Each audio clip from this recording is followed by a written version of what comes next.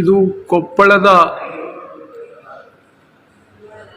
ಉಪವಿಭಾಗಾಧಿಕಾರಿಗಳ ಕಚೇರಿ. ಇಲ್ಲಿ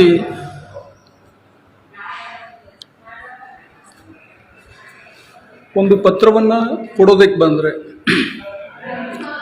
ರಿಸೀವ್ಡನ್ನು ಕೊಡಬೇಡ ಅಂತೇಳಿ, ಯಾರಿಗೂ ಕೂಡ ರಿಸೀವ್ಡನ್ನು ಕೊಡಬಾರ್ದು ಅಂತೇಳಿ ಮಾನ್ಯ ಸಹಾಯಕ ಆಯುಕ್ತರು ತಮ್ಮ ಅಧೀನ ಅಧಿಕಾರಿಗಳಿಗೆ, ಸಿಬ್ಬಂದಿಗಳಿಗೆ ಹೇಳಿರ್ತಕ್ಕಂಥದ್ದು ಭಾಳ ಇದು ಪ್ರಜಾಪ್ರಭುತ್ವ ವ್ಯವಸ್ಥೆಯಲ್ಲಿ ಮಾರಕವಾಗಿರ್ತಕ್ಕಂಥ ನಡೆ ಅಂತ ಹೇಳಬೇಕಾಗುತ್ತೆ. ಸನ್ಮಾನ್ಯ ಕೊಪ್ಪಳ ಜಿಲ್ಲೆಯ ಗೌರವಾನ್ವಿತ ಜನಪ್ರತಿನಿಧಿಗಳಾಗಿರ್ತಕ್ಕಂಥ ಕೊಪ್ಪಳ ಜಿಲ್ಲಾ ಉಸ್ತುವಾರಿ ಸಚಿವರಾಗಿರ್ತಕ್ಕಂಥ ಸನ್ಮಾನ್ಯ ಶಿವರಾಜ್ ತಂಗಡಿಗೆಯವರೇ, ಸನ್ಮಾನ್ಯ ಯಲಬುರ್ಗಾ ವಿಧಾನಸಭಾ ಕ್ಷೇತ್ರದ ಶಾಸಕರಾಗಿರ್ತಕ್ಕಂಥ ಸನ್ಮಾನ್ಯ ಬಸವರಾಜ ರಾಯರೆಡ್ಡಿ ಅವರೇ, ಸನ್ಮಾನ್ಯ ರಾಘವೇಂದ್ರ ಹಿಟ್ನಾಳ್ರವರೇ,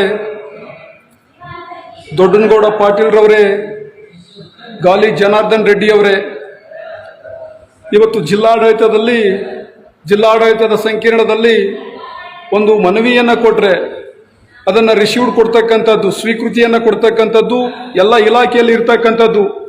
ಆದರೆ ಸಹಾಯಕ ಆಯುಕ್ತರ ಕಚೇರಿಯಲ್ಲಿ ಒಂದು ಮನವಿಯನ್ನು ಕೊಡೋಕೆ ಬಂದರೆ ಅದನ್ನು ರಿಸೀವ್ಡನ್ನು ಕೊಡೋದಿಲ್ಲ, ನಾವು ಕೊಡಬೇಡ ಅಂತ ಹೇಳಿದ್ದಾರೆ ನಮ್ಮ ಅಸಿಸ್ಟೆಂಟ್ ಕಮಿಷನರ್ ಅವರು ಅಂತ ಹೇಳಿ ಇಲ್ಲಿ ಅಧಿಕಾರಿಗಳು ನಮಗೆ ಒಂಥರ ಮಾತನಾಡ್ತಾರೆ.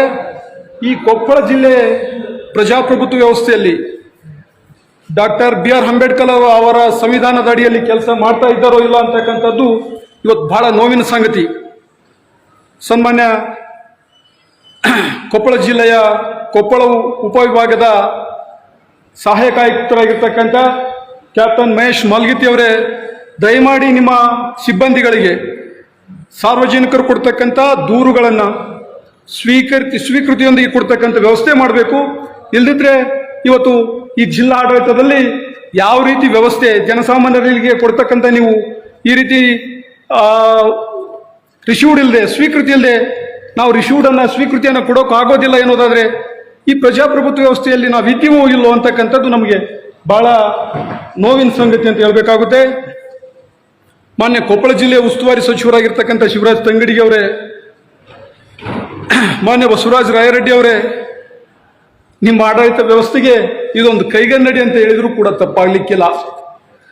ಆ ಸ್ವೀಕೃತಿಯನ್ನು ತೆಗೆದುಕೊಳ್ಬೇಕು, ಅದು ಬರೋದಾದ್ರೆ ಬರುತ್ತೆ ಅಂತ ಹೇಳ್ಬೇಕು, ಬರೋದಾಗಲ್ಲ ಅಂದ್ರೆ ಅದನ್ನು ರಿಜೆಕ್ಟ್ ಮಾಡ್ತಕ್ಕಂಥ ಅವಕಾಶ ಅಧಿಕಾರಿಗಳಿಗಿರುತ್ತೆ. ಆ ಕೆಲಸವನ್ನು ಮಾಡೋದು ಬಿಟ್ಟು ಇವತ್ತು ನಮ್ಮ AC ಸಾಹೇಬರು ಯಾವುದನ್ನು ರಿಸೀವ್ಡ್ ಕೊಡಬೇಡ ಅಂತ ಹೇಳಿದ್ದಾರೆ ಅಂತ ಹೇಳ್ತಿರಲ್ಲ. ಇವತ್ತು ನಿಮ್ಮ ಆಡಳಿತದ ವೈಖರಿ, ಸನ್ಮಾನ್ಯ ಸಿದ್ದರಾಮಯ್ಯನವರ ಆಡಳಿತದ ವೈಖರಿ, ನಿಮ್ಮ ಸರ್ಕಾರದ ವೈಖರಿ, ನಾನು ಕೂಡ ಒಬ್ಬ ಕೊಪ್ಪಳ ಜಿಲ್ಲೆಯ JDS ಪಕ್ಷದ ಜಿಲ್ಲಾ ವಕ್ತಾರನಾಗಿ, ಜೊತೆಗೆ ಯಲಬುರ್ಗಾ ವಿಧಾನಸಭಾ ಕ್ಷೇತ್ರದ ಪರಾಜಿತ ಅಭ್ಯರ್ಥಿಯಾಗಿ ಇವತ್ತು ನಮ್ಮಂಥವರಿಗೂ ಕೂಡ ಸ್ವೀಕೃತಿಯನ್ನು ಕೊಡದೇ ಇರತಕ್ಕಂಥದ್ದು. ಇನ್ನು ಜನಸಾಮಾನ್ಯರಿಗೆ ನೀವು ಯಾವ ರೀತಿ ನಡೆದುಕೊಳ್ತೀರಿ ಅಂತ ಅಂದು ನೋಡಿದರೆ ಗೊತ್ತಾಗುತ್ತೆ. ದಯಮಾಡಿ ಸನ್ಮಾನ್ಯ ಅಸಿಸ್ಟೆಂಟ್ ಕಮಿಷನರ್ ಅವರು, ಸನ್ಮಾನ್ಯ ಮಹೇಶ್ ಮಾಲ್ಗಿತ್ತಿಯವರು ತಮ್ಮ ಸಿಬ್ಬಂದಿಗಳಿಗೆ ನಿರ್ದೇಶನ ನೀಡಬೇಕು.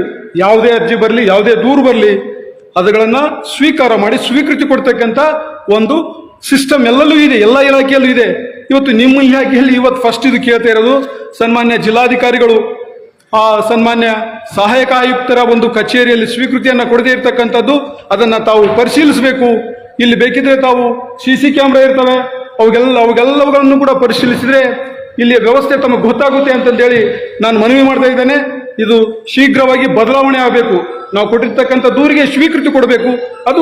ಇದು ಪ್ರಜಾಪ್ರಭುತ್ವ ವ್ಯವಸ್ಥೆಯಲ್ಲಿ ಅವಕಾಶಗಳಿರ್ತಕ್ಕಂಥದ್ದು.